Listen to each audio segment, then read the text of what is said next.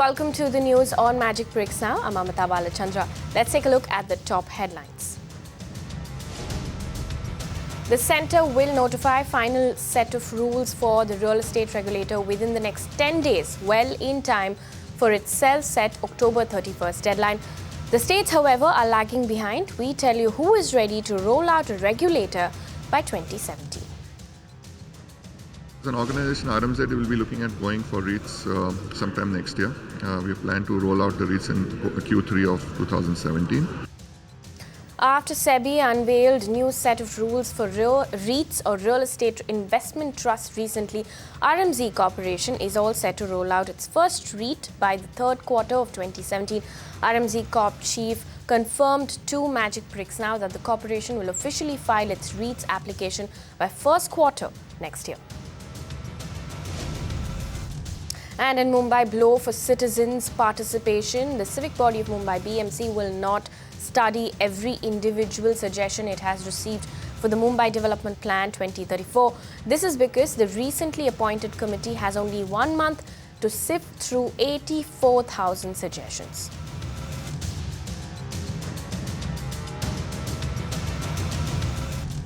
Kickstarting the news with RERA, or the real estate regulator, with 15 days to go to hit the deadline to notify RERA rules.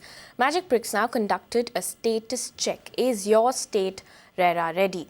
Here's what our reporters found. Let's start off with the national capital. The centre will notify RERA rules within the next 10 days. However, that may not be the case with poll-bound Uttar Pradesh and BJP-ruled Haryana. Deepa Rana gets us this report. The Ministry of Housing and Urban Poverty Alleviation is all set to notify the final rules for the Real Estate Regulatory Act in a matter of just 10 days.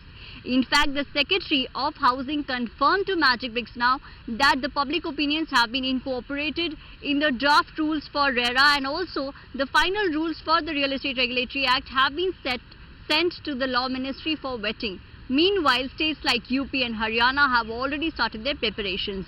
Sources in the UP government have told us that the government is planning to set up a regulatory authority, and in fact a regulatory authority will be set up in UP by end of next month. Officials also tell us that provisions from the UP Apartment Act will also be part of RERA rules in UP. Meanwhile, Haryana government is also pushing for the Real Estate Regulatory Act to come up in Haryana. Officials have told us that they are waiting for the centre to notify final rules, and soon after that a committee is going to be set up in Haryana as well. Meanwhile, the Maharashtra government is well on its way to get the housing regulator rules published by the end of October. Ruchi Deshpande, who's been tracking the story from day one, gets us more details. All the phases of the Real Estate Regulatory Authority rules of the Maharashtra government has now been cleared by the Law and Judiciary Department of the state government.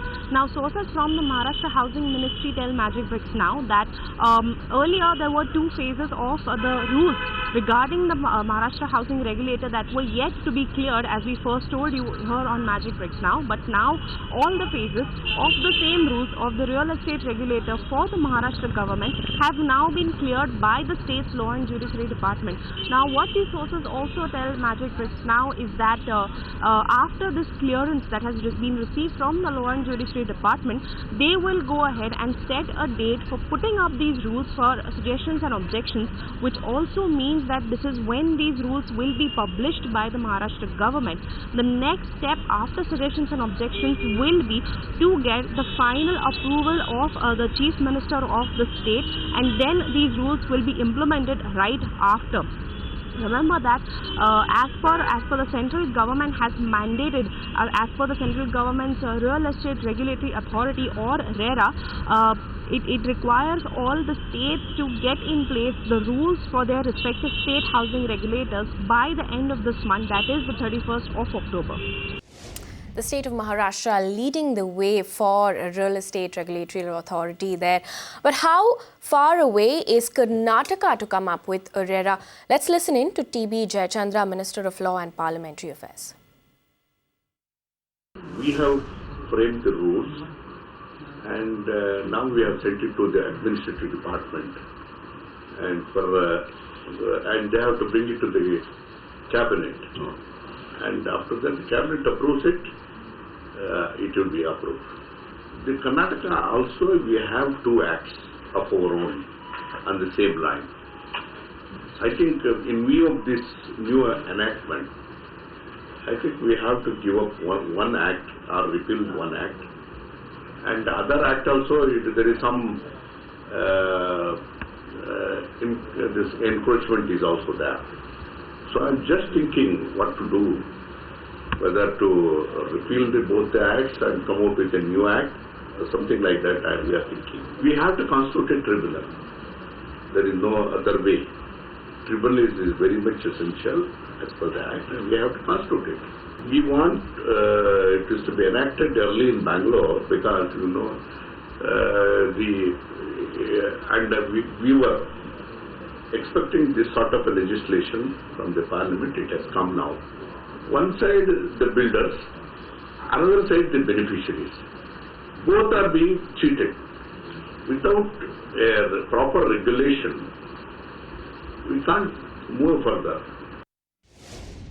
Well, a reporter is giving a round-the-clock, status update on real estate regulatory authority across the country there. Maharashtra well on its way to probably become the first state to set up a RERA, considering the final set of rules will be published by the end of October. Ruchi Deshpande getting us those details for the state of Maharashtra there.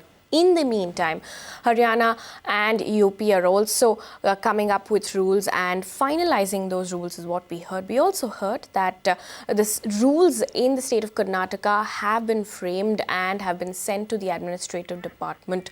We'll keep a close eye on all of these states and figure out whether they will set up a RERA or not.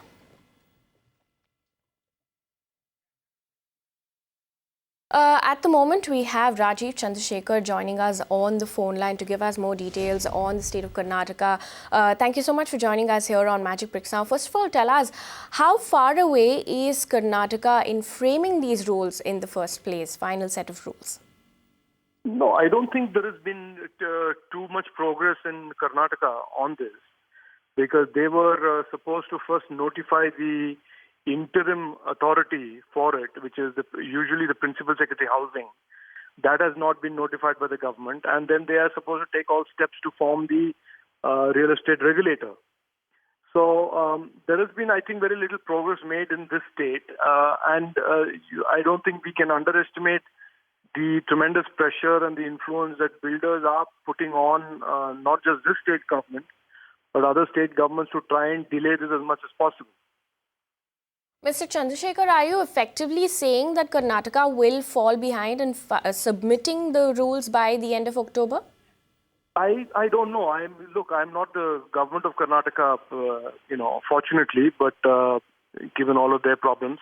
But I think this is a question that you need to pose to them. I have written to the Chief Minister almost 2 months ago, laying out what needs to be done. There was absolutely no effort on the government's part to even notify the interim authority, as the Act provides for. The bill that was passed in Parliament makes it necessary for state governments to appoint a nodal officer for all interim issues while the regulator is notified and the rules are framed. But there has been very little progress on that, and I think I always say that you must never underestimate the power and influence of the builder lobby in allowing this to go delayed. But I think we will have to wait and see, and you will have to pose the question to the government of Karnataka in terms of what they plan to do with the October 31 deadline. But what are you hearing from the government at this point in time, and how long do you think that Karnataka will take to implement RERA? Look, I think there is an inherent, there is a significant problem in that many people in the government in Karnataka have substantial real estate interests, and therefore there is inherently a conflict of interest for most of them within the political system itself to enact the rules and to start providing for a level playing field for the consumers. So it is, my own view is, and I suspect that at the end of the day it will have to require another significant consumer push to wake up the government or make the government less lethargic about what it has to do. Also, Mr. Chandrasekhar, tell us this now. Maharashtra is well on its way to set up a RERA, probably the first state that's going to do so, considering the final set of rules will be published by the end of October. Do you think BJP-led states are bound to set up a RERA before other states? No, I don't know if they're bound to. I think if it is their political philosophy and ideology that consumer rights must be protected and consumers must be given a better, better deal vis-a-vis all of these disputes that consumers all around the country are having with builders, then they will do so. There are governments, and like I said, unfortunately, Karnataka, the state that I come from, is one of them, where there is a lot of there are a large number of politicians that have significant real estate interests. And it is my contention that they will have to be, in a sense, dragged kicking and screaming into this new regime where consumers have legal rights and builders have legal obligations. So it is not going to be that simple. I don't believe it's going to be automatic. I can't see anybody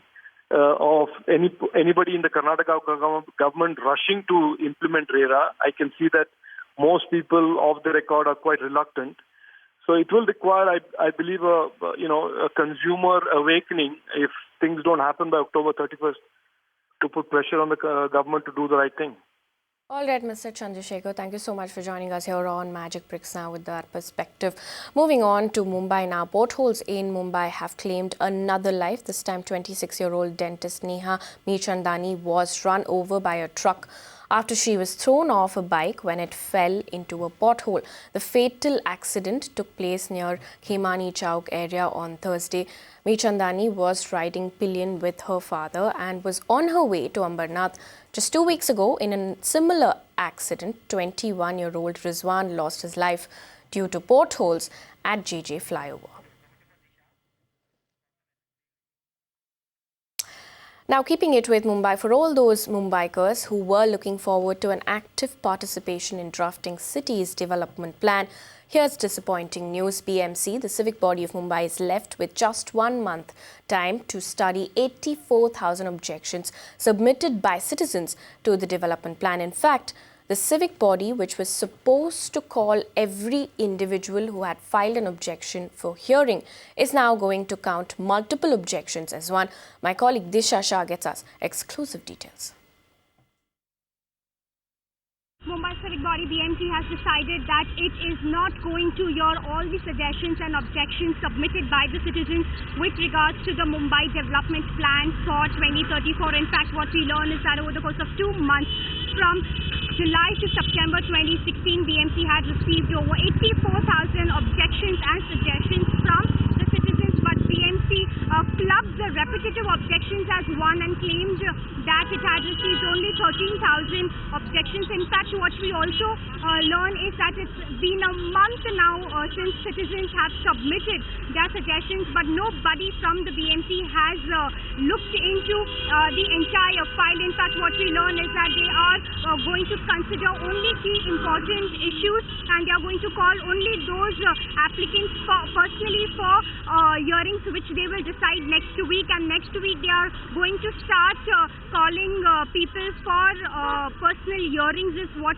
we learn from officials in the BMC. In fact, what we also learn is that if they don't finish hearing all the public applicants in a month, 26 November is the deadline, and if they fail to submit it before that, they are going to seek for 15 days more time. They are going to ask more time from the state government to finalize and prepare that final draft. However, all in all, it seems that this is going to be yet another delay for the Mumbai Development Plan. It has been already delayed twice. It has been already delayed for 3 years, and now we could see the final development plan only in 2017 and now not in 2016.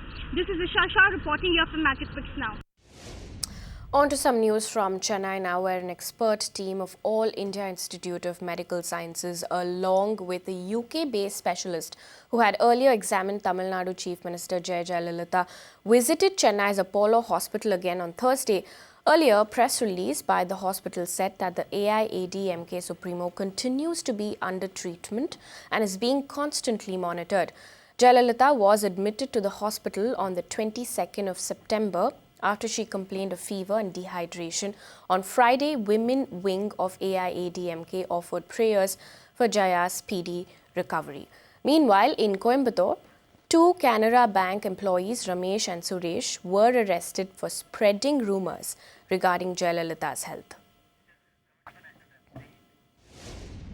Moving on to news across India, Congress State OBC General Secretary Shishupal Yadav was allegedly shot at and seriously injured by three men in Manipuri in Uttar Pradesh. According to the police, Yadav sustained 3 bullet injuries and was admitted to a hospital. A case has been registered and a hunt is on for the suspects. In New Delhi, as the Mahanidhi water dispute remains unresolved, the ball has now been thrown into the President and Prime Minister's court. While the ruling BJD has sought Prime Minister Modi's intervention, Congress-led opposition leader Narsingh Mishra met President Pranab Mukherjee for help on the water sharing issue. The party has also urged the President to stop projects illegally undertaken by the Chhattisgarh government that threaten the Mahanidhi River. Bihar Chief Minister Nitish Kumar has cited China's example to justify the liquor ban in the state, linking development with prohibition. Kumar said that China only moved forward on the path of development after shunning opium. A massive fire broke out at a plastic factory in Bhopal, very close to the site of the dreadful gas tragedy of 1984.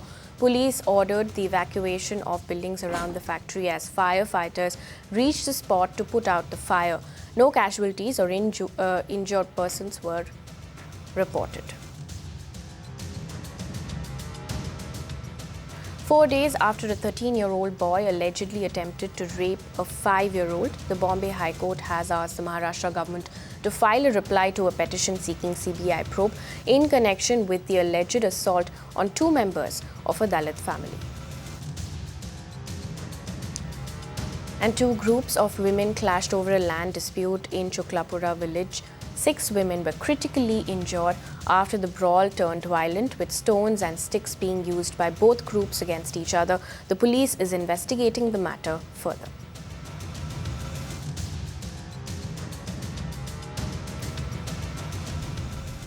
Moving on to our special campaign now, #CleanYourCity.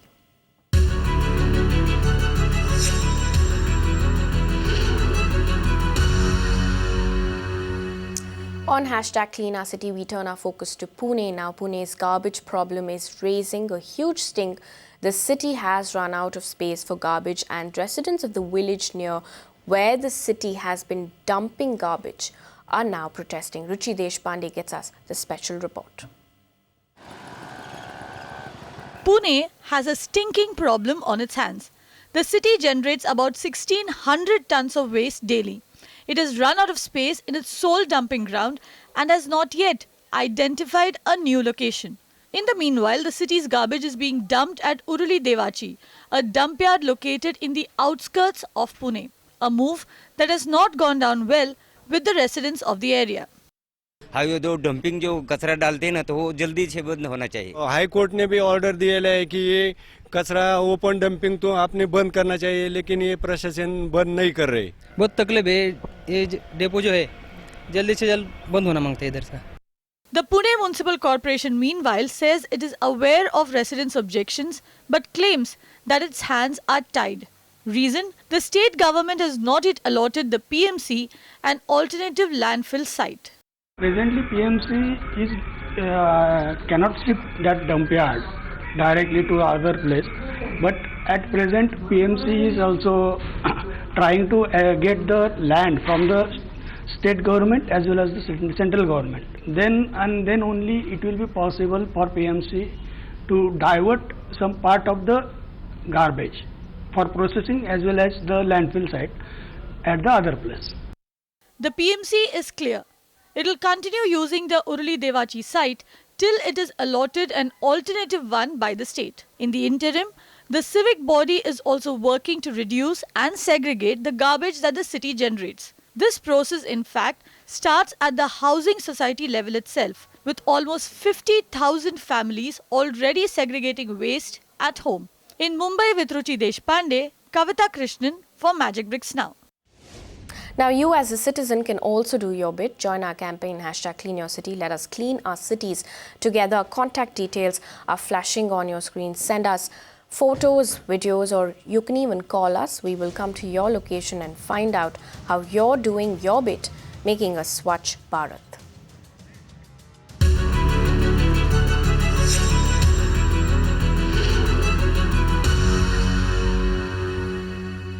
On to some news from the real estate industry. At the second day of the Naredco event here in Mumbai, my colleague Aishwarya Palawal caught up with Kushru Jijina, the managing director of Piramal Fund Management, and she asked him whether Indian real estate would see more money being pumped in over the next couple of months. Real estate is slowly coming back. Let me divide it into three parts. One is commercial, second is residential, third is retail. On the residential side, in cities like Mumbai, actually we are seeing consolidation. So good developers have actually started doing well. For the first time in the last quarter, we have seen green shoots in the NCR market, which was the worst performing market. Chennai has started coming back. Bangalore, as always, is stable. So obviously, even in the residential space, we are seeing green shoots. Commercial, as everyone knows, has come back, and more money is being pumped because the supply is still not able to cater to the demand. Even in retail, very interestingly, there's been a massive consolidation. So what is happening, there are very few players left in retail, and I think they have understood the game, they have learned the retail game. I think they will do well. So all three sectors have started performing well. Though residential, you'll still need a few more months for it to really come up. So obviously, I think not only us, I think I see more players coming into this space now with the sector coming back. The kind of money that you have, the kind of corpus that you are looking at, which direction would you want to steer the money? Would it be commercial or residential? It just happens that in the last 2 years, we have been more resi focused. So our major portfolio today as we speak is more resi. But in the last few months, we have pumped in enough money in the commercial space also. Was there any kind of fund that new fund that we can expect, any kind of corpus that you are looking at, any kind of tie-ups that you might be seeing in the pipeline in the next 6 months or 12 months? Okay. So in the next 6 to 12 months, I think two things I can talk about. One is our Mumbai Redevelopment Fund, which was raised 3.5 years ago, or almost 3.5 to 4 years ago, is 90% exited. So obviously we will raise another Mumbai Redevelopment Fund, which will be a small size fund because it's mainly for Mumbai redevelopment. So I really don't require a large fund for that. Coming to the general private equity, which is the need of the hour, the long-term money required by the developers, we would not raise funds as in the normal way. We would rather do a partnership with somebody and put our own balance sheet money so that we are able to give perpetual long-term money to the developers. I think you'll see both of these actions in the next 6 to 12 months, as you said. So it will be a foreign fund, but I won't comment anything further on that. Now, at the event, Aishwarya also caught up with Raj Menda, co-owner and corporate chairman of RMZ Corporation, and asked him about RMZ's plan of rolling out real estate investment trusts. As an organization, RMZ will be looking at going for REITs sometime next year. We plan to roll out the REITs in Q3 of 2017. We'll be filing in somewhere in the first quarter for the REIT applications and move forward with that. And because the REIT legislation now is quite conducive for the investors to come in and get a good share of return and also enjoy the upside on the real estate. Historically, we've been a very sound investment in India. A lot of people don't want to really buy their own property because it's very messy to buy property, maintain it, look after the security. Now, if you want to simply enjoy the real estate curve, the ride of the real estate, it's easier to just buy in and out of REITs and enjoy the same benefits rather than physically going and buying assets of your own and getting stuck. What will drive the group's business going forward? What are the kind of sectors specifically that you are looking at to drive growth? office where the demand is still there from IT, ITES, and more so Bangalore leading the absorption. That's where our main base is. We will continue to grow in that segment going forward because the absorption is still phenomenal. And most of our buildings, rather I would say all our new buildings, are pre-leased nearly 1 year prior to completion, which is a good sign. That means the demand is far in excess of the grade A supply that is there in the market. So ITIS, this has been the sector which has been driving the growth. So do you think that in the next 6 months to 1 year also, this is the sector that will drive growth, especially in office space? So I think it's a long haul game. The fact that you can see most of the large multinationals, which were earlier outsourcing their businesses to the Indian counterparts, are now coming in on their own footprints and are able to grow successfully and are comfortable. Because when I speak to a lot of the CEOs who drive the India businesses, they are more than excited to grow their business and offshore a lot of their work which is being done in other more expensive countries and move back into India, because the quality of manpower that is available in English speaking and English thinking, because our colleges in India do churn out a lot of English speaking graduates in these areas. So it makes it easier to absorb the staff over here, and they're happy to outsource to cheaper alternative staff which produce good quality in India. With that, it's a wrap on this edition of the news on Magic Bricks Now. Stay with Magic Bricks Now for more news and updates.